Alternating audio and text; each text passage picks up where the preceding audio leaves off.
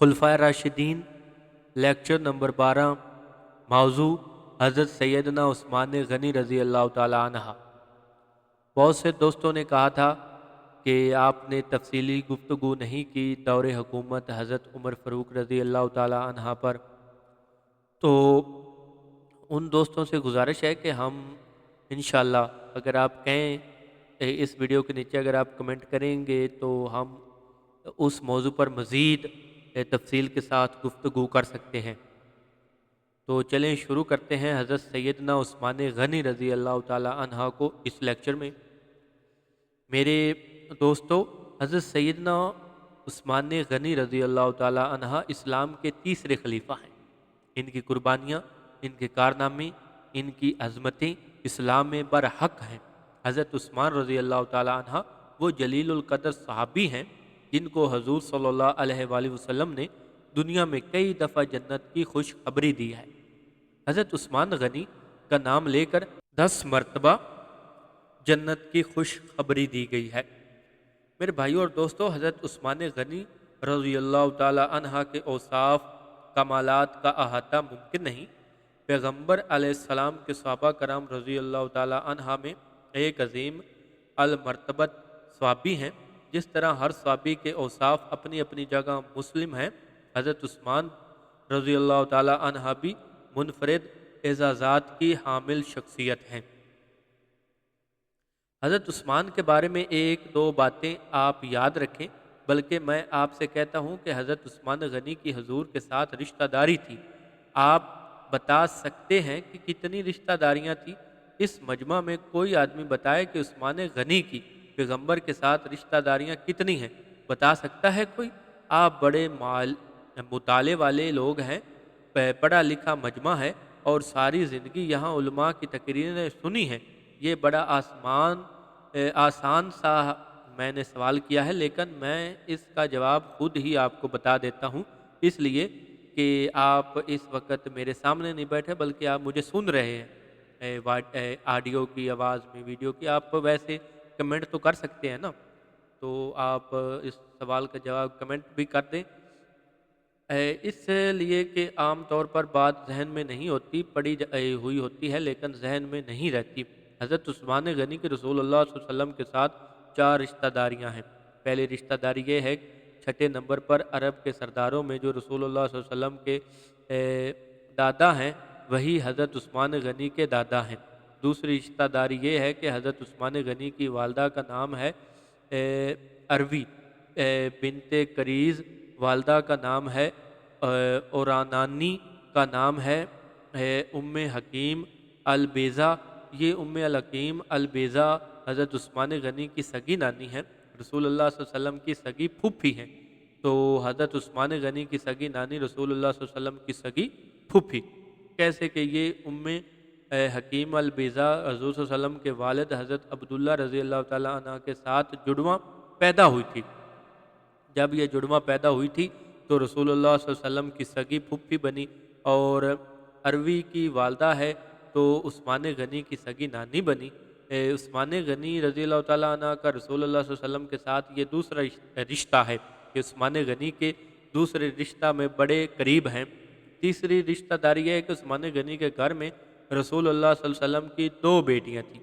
یہ بات آپ سن چکے ہیں، تو یہ اعزاز اتنا بڑا ہے کہ ابن عساکر اور ابن حجر اسقلانی نے لکھا ہے کہ عثمان غنی پوری امت محمدیہ میں ایک ایسا شخص ہے، بلکہ پوری دنیا میں یہ خصوصیت کسی اور کو حاصل نہیں کہ 1,24,000 انبیاء میں کوئی نبی ایسا نہیں جس کی 2 بیٹیاں یکے بعد دیگرے کسی ایک شخص کے نکاح میں آئی ہوں سوائے عثمان غنی کے۔ یہ اعزاز ہے حضرت عثمان غنی کا۔ چوتھی رشتہ داری یہ ہے کہ حضرت عثمان غنی کی ایک بیوی کا نام حضرت رقیہ رضی اللہ تعالیٰ عنہ ہے، اور رقیہ کا ایک بیٹا عبداللہ ہے۔ یہ حضرت عثمان غنی رضی اللہ تعالیٰ عنہ کا صاحبزادہ ہے۔ اس کے بارے میں 2 روایتیں ہیں۔ ایک روایت ہے کہ 8 سال کی عمر میں مرغ کی چونچ اس کی آنکھ میں لگا اور یہ فوت ہو گیا، لیکن دوسری روایت یہ ہے کہ یہ لڑکا فوت نہیں ہوا بلکہ بچ گیا تھا اور بعد میں جنگ یرموک میں جا کر شہید ہوا فاروق اعظم کے دور میں، اور اس سے پہلے عبداللہ بن عثمان کا نکاح ہوا تھا۔ حضرت امیر معاویہ کی لڑکی رملہ بنت معاویہ کے ساتھ، اور یہ رملہ کس کی لڑکی تھی؟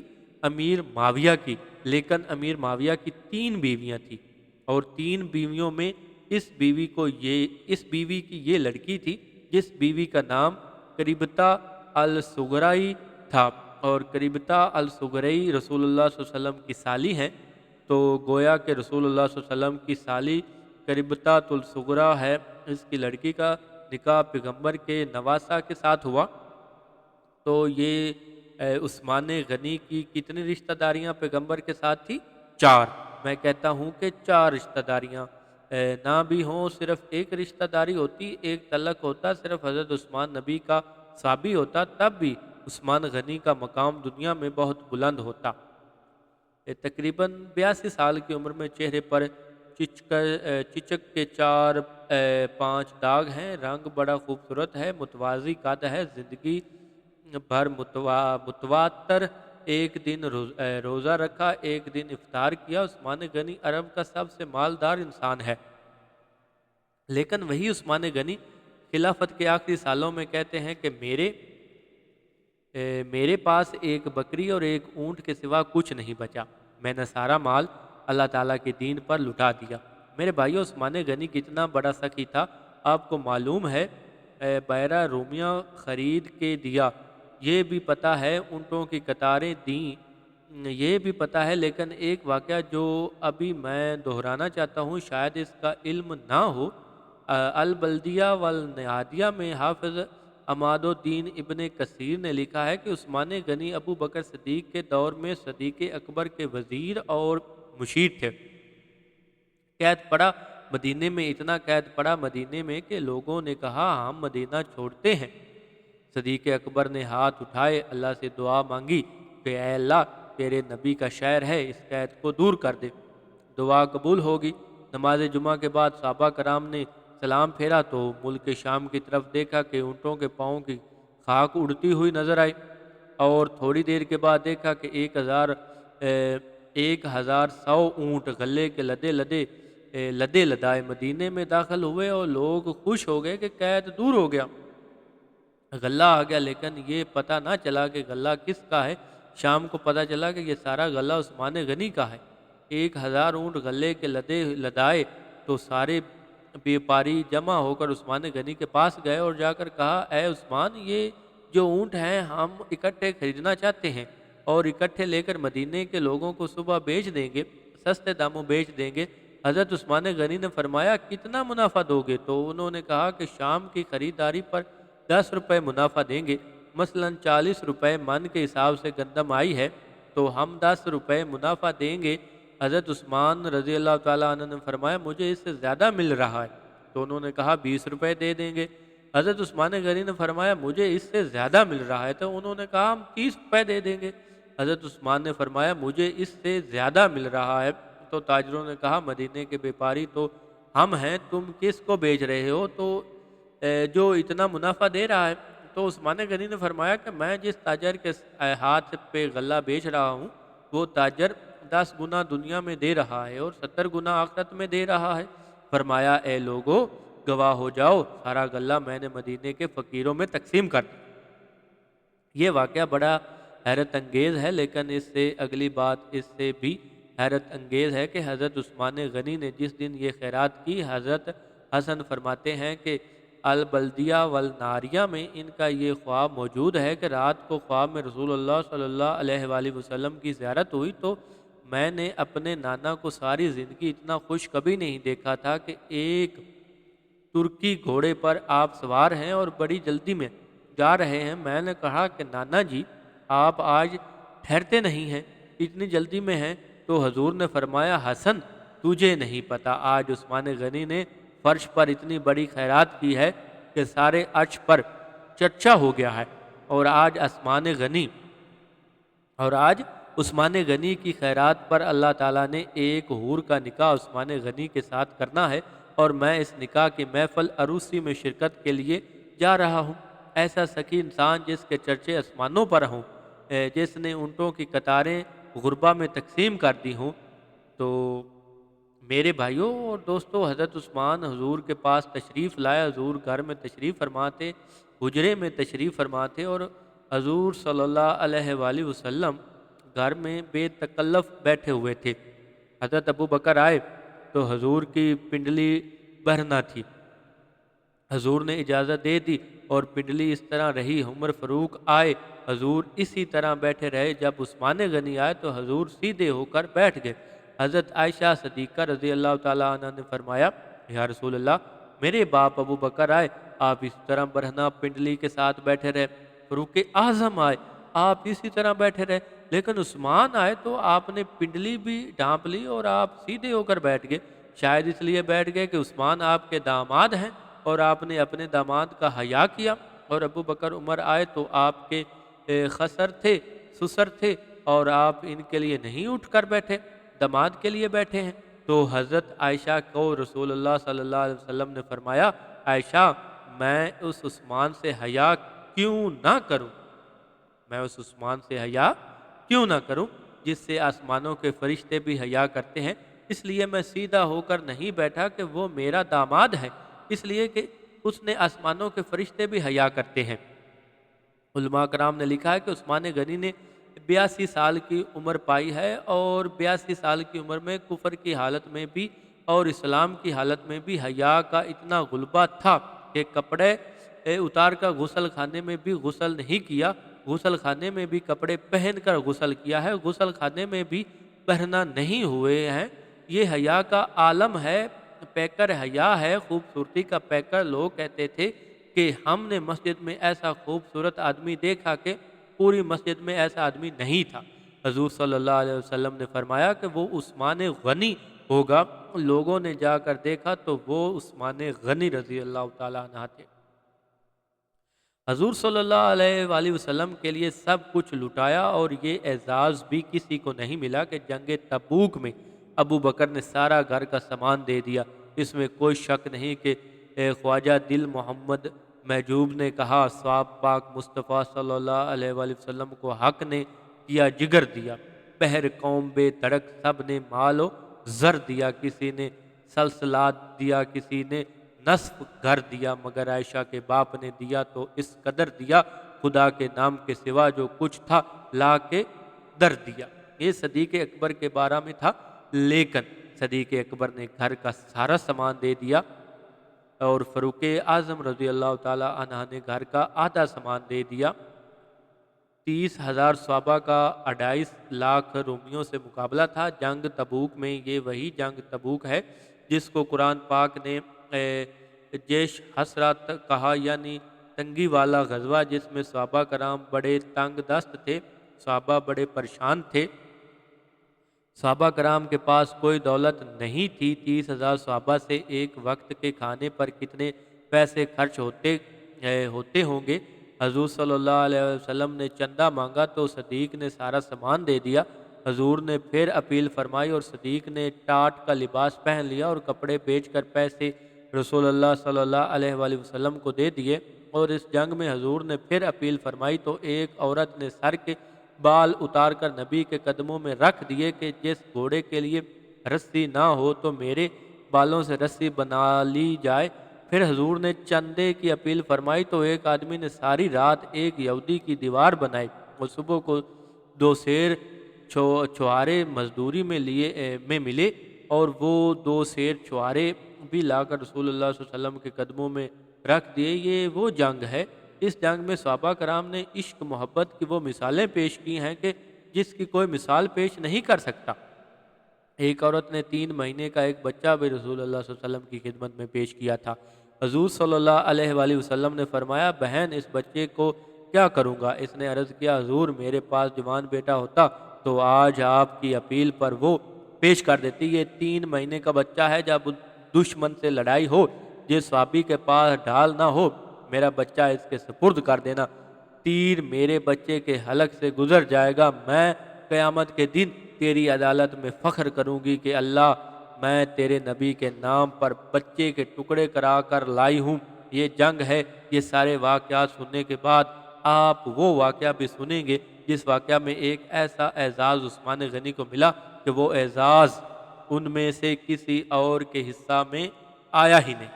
حضور نے چندہ مانگا تو وہ تو چندہ دنوں کا کھانا کا خرچہ پورا نہ ہوا، اس چندے سے نہ چند دنوں کا کھانا بھی پورا نہ ہوا۔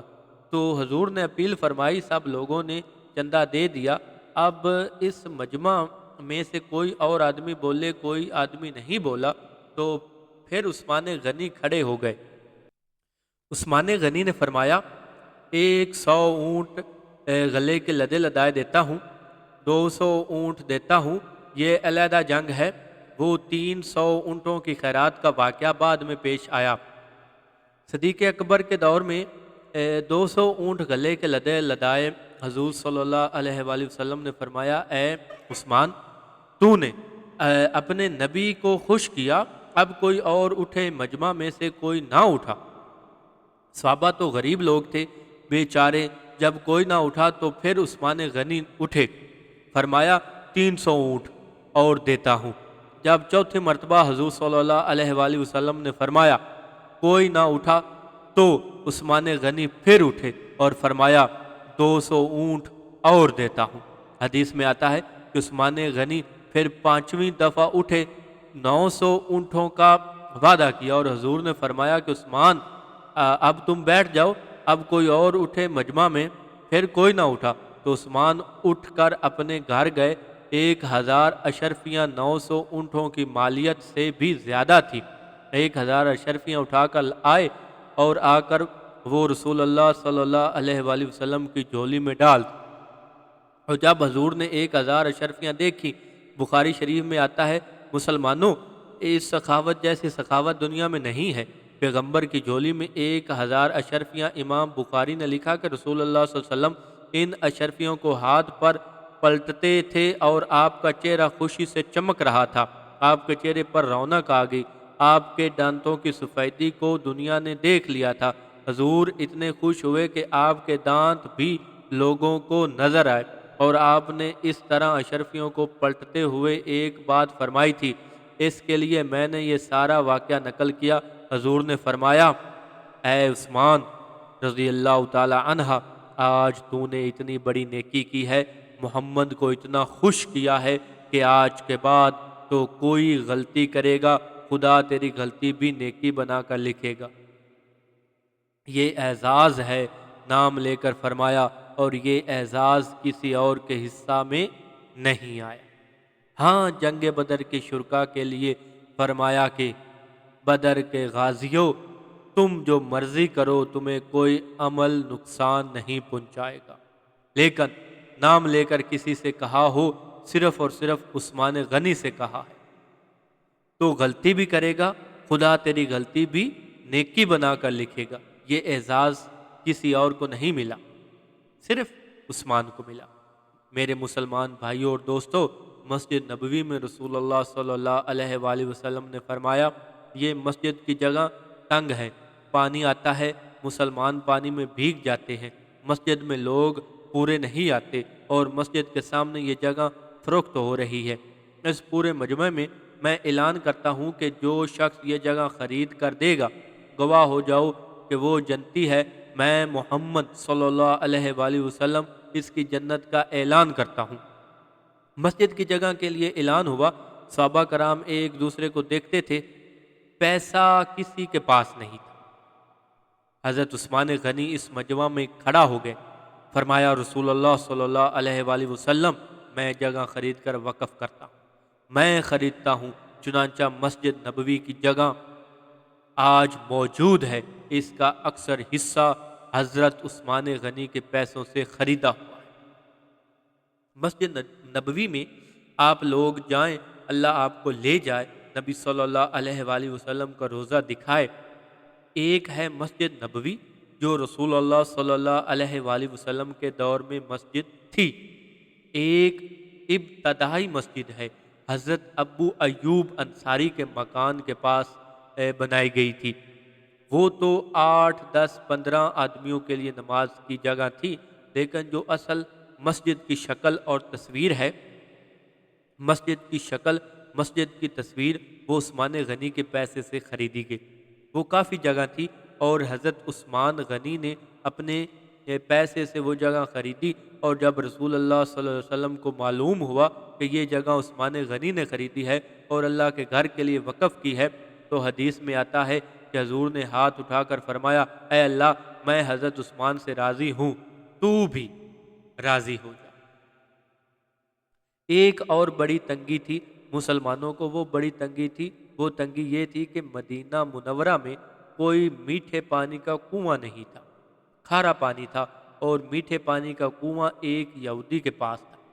مسلمان اس سے جا کر پانی لیتے، وہ کبھی پانی نہ دیتا، کبھی زیادہ پیسے لیتا، پانی فروخت کرتا، بڑی تنگی تھی، بڑی تنگی تھی، بڑی تنگی تھی۔ یہودیوں نے کہا، میں مفت پانی کسی مسلمان کو نہیں دے سکتا۔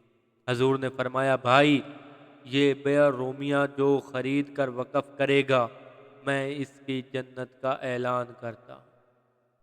حضرت عثمان غنی رضی اللہ تعالی عنہ نے 12,000 درہم اسی وقت خرچ کیے، اور پھر دوسری دفعہ 8,000 درہم دے کر اور وہ کنواں خرید کر مسلمانوں کے لیے وقف کر دیا۔ ایک مدینہ منورہ کے پاس ہے بئر عریس، جو لوگ حج کرنے جاتے ہیں، میں ان کی معلومات کے لیے ایک بات کہنا چاہتا ہوں کہ مدینہ منورہ کے تقریباً 20-25 میل ملک شام کے اندر سے راستہ جاتا ہے۔ اس راستے کے 20-22 میل کے آگے حمزہ آباد ایک علاقہ ہے، اس میں ایک کنواں ہے، اور مجھے مدینہ کے ایک شیخ نے کہا تھا کہ حضور کے دورے سے جو چیزیں من چلی آ رہی ہیں وہ بئر عریض ہے۔ ہم بئر عریض پر گئے، میں نے بئر عریض پر جا کر دیکھا کہ وہاں ایک بوڑھا آدمی بیٹھا ہے۔ اس نے کہا کہ حضور کا ایک قافلہ یہاں آیا تھا صحابہ کرام کے ساتھ، اور اس جگہ آ کر اس قافلے کے پانی کے مشکیزے ختم ہو گئے، اور حدیث شریف میں آتا ہے کہ رسول اللہ صلی اللہ علیہ وآلہ وسلم نے دعا مانگی تھی کہ اے اللہ، یہاں کے جانور پیاسے ہیں، مسلمان پیاسے ہیں، ان کے لیے پانی کا انتظام کر دیں۔ تو نبوت نے ہاتھ اٹھائے، اور ہاتھ اٹھانے کے فوراً بعد جب آپ صلی اللہ علیہ وآلہ وسلم نے ہاتھ منہ پر پھیرے، ابھی ہاتھ نیچے نہیں آئے تھے کہ یہ پانی کا چشمہ بئر عریض اسی وقت شروع ہو گیا، اور یہ بئر عریض اسی وقت سے ہے، ابھی بھی ہے، اور میں نے خود اس بئر عریض کا پانی پیا ہے، ٹھنڈا پانی ہے، اور لوگ کہتے ہیں کہ صدیوں سے اس طرح کا پانی آ رہا ہے، اس میں کوئی تبدیلی نہیں آئی، جس طرح رسول اللہ صلی اللہ علیہ وآلہ وسلم کے دور میں تھا، آج بھی اسی طرح ہے، کوئی تبدیلی نہیں۔ یہ بئر عریض ہے، عام لوگوں کو اس کا پتہ ہی نہیں ہے، اور بہت ایمان افروز جگہ ہے۔ آدمی وہاں جاتا ہے، پانی پیتا ہے، تو ایسے معلوم ہوتا ہے کہ میرا دل ٹھنڈک محسوس کرتا ہے اور مجھے راحت آئی۔ ٹھنڈا پانی ہے، اس چشمے کے پانی میں عجیب لذت ہے، پانی جتنا مرضی نکالو، پانی اسی طرح موجود ہے۔ یہ اللہ تعالیٰ کی قدرتیں ہیں، یہ تو رسول اللہ صلی اللہ علیہ وسلم کا معجزہ ہے۔ حضور صلی اللہ علیہ وآلہ وسلم نے دعا مانگی اور پانی کا چشمہ جاری ہو گیا، اور کئی اللہ تعالیٰ کی نشانیاں ہیں کہ جہاں پتہ ہی نہیں چلتا کہ کسی کی دعا کے بغیر ہی اللہ نے چشمے جاری کر دیے، یہ اللہ تعالیٰ کی نشانی ہے۔ میں پچھلے سال آسٹریلیا گیا تو وہاں ہے فنجی آئی لینڈ، اس میں بھی اللہ تعالیٰ کی بڑی نشانیاں ہیں۔ وہ ایک جزیرہ ہے، 400 میل کا ایک پہاڑ ہے، سمندر کے درمیان ارد گرد سارا سمندر ہے۔ تو ہم ایک جگہ لباسا گئے، اور لباسا کے آگے ایک جگہ ہے، تو وہاں سمندر کے بالکل کنارے پر ہم نے ایک چشمہ دیکھا، گرم پانی کا چشمہ، اور وہاں سے گرم پانی نکلتا ہے ابلتا ہوا، اور وہ قطرہ اگر کسی کے جسم پر لگ جائے تو جسم جل جائے، اور لوگ وہاں برتنوں میں گوشت رکھ کر پکا رہے ہیں۔ گرم پانی چشمے سے ابل کر نکل رہا ہے، یہاں سمندر کا پانی ٹھنڈا ہے اور اس کے بالکل ساتھ پانی گرم ہے، چشمہ سے نکل رہا ہے، اور پوری دنیا کے سیاح اس کو دیکھنے آ رہے ہیں، اور کہتے ہیں کہ کئی بیماریوں کا علاج ہے۔ اور ہم اس سے تقریباً 8 فٹ کے فاصلے پر کھڑے نہیں ہو سکتے تھے، اتنا گرم پانی تھا اور اس کی ہوا تھی، حالانکہ اس کے آس پاس سمندر تھا۔ تو یہ بھی اللہ تعالیٰ کی نشانی ہے کہ گرم پانی ہے اور نشانی اللہ کی ہے، اور وہاں سالن پکایا جا رہا ہے اور اتنا ابلتا ہوا پانی ہے، آدمی ہاتھ نہیں لگا سکتا۔ تو یہ سب اللہ کی نشانیاں ہیں۔ پانی ہے، پہاڑ ہے، چشمے ہیں۔ یہاں سعودی عرب میں پہاڑوں کو دیکھو کہ سعودی حکومت نے آج سے 20 سال پہلے 6-7 پہاڑوں کی کھدائی کی پانی کے لیے، تو جو پہاڑ کھودا اس کے نیچے سے سونا نکل آیا۔ تو ہم اس لیکچر کو یہیں ختم کرتے ہیں، انشاءاللہ آپ سے اگلے لیکچر میں ملاقات ہوگی۔ اللہ حافظ۔